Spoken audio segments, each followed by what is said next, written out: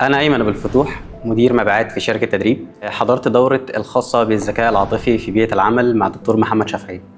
في الحقيقة أنا لما جيت التدريب كنت عايز أوصل بعض المعلومات اللي عندي، وكنت محتاج أفهم أكتر إزاي أدير الانفعالات الخاصة بيا.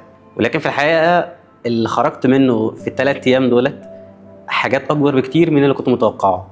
في البداية أنا عرفت أفهم نفسي أكتر وأعرف يعني إيه المشاعر بتاعتي وأصلها جاي منين، وإزاي إن أنا أبدأ أهديها وإن أنا أتحكم فيها واتحكم في الانفعالات بمعنى اصح. ثم بعد كده خدنا خطوه ابعد من كده، ان احنا نبدا نفهم اللي قدامنا وان احنا ازاي نحط نفسنا مكانه ونتعاطف معاه. ده مش مجرد فرق معايا في حياتي الشخصيه على قد ما هو فرق معايا في الشغل. الادوات اللي الدكتور محمد اداها لنا اثناء الثلاث ايام تم اختبارهم بالفعل في الشغل مع العملاء، والحمد لله جابت نتائج ايجابيه جدا. الدكتور محمد اثناء الشرح ما اعتمدش فقط على ان هو يلقي خبرته اثناء التدريب، بل بالعكس كانت الماده العلميه واضحه جدا منسقه جدا. النقاشات واداره التفاعل ما بين الحضور كان يعني تالق غير طبيعي. مرشح الكورس ده لمين؟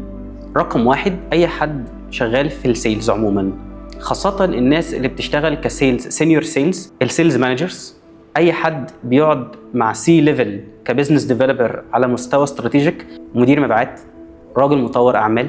ومش عايز اقول مدير، لان في الاول وفي الاخر لو انت رائد اعمال مسؤول عن فريق عملك، فالذكاء العاطفي واحد من اهم المهارات اللي المفروض تكون عندك.